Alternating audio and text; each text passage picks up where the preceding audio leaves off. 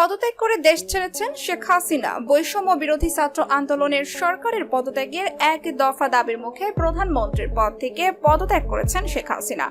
পদত্যাগ করে বেলা 2:30টার দিকে থেকে একটি সামরিক হেলিকপ্টার শেখ হাসিনাকে নিয়ে যাত্রা করে। তার সঙ্গে ছোট বোন শেখ রেহেনা ছিলেন। হেলিকপ্টারটি ভারতের উদ্দেশ্যে ছেড়ে গেছে বলে জানা গেছে। আওয়ামী লীগ সভাপতি শেখ হাসিনা টানা চতুর্থবারের মতো প্রধানমন্ত্রী হিসাবে শপথ নেন এবছরের 11ই জানুয়ারি।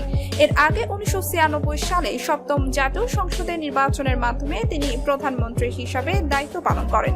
সেনা সমর্থিত তত্ত্বাবধায়ক সরকারের অধীনে 2008 সালে নবম জাতীয় সংসদ নির্বাচনের মাধ্যমে জয়ী হয়ে প্রধানমন্ত্রী হন শেখ হাসিনা।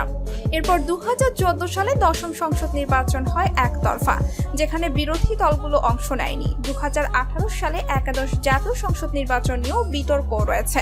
এই নির্বাচন আগের রাতে ব্যালটে সিল মারার ব্যাপক অভিযোগ ছিল। এই নির্বাচন রাতের ভোট নামে পরিচিতি পায়।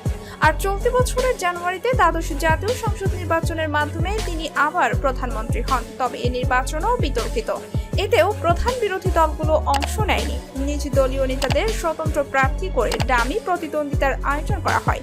এই নির্বাচনটিকে বিরোধীরা ডামি নির্বাচন বলে আখ্যা দেন। 6 মাসের মাথায় ব্যাপক ছাত্র ও গণবিক্ষোভের মুখে তিনি আজ পদত্যাগ করে হেলিকপ্টার যোগে দেশ ছেড়েছেন।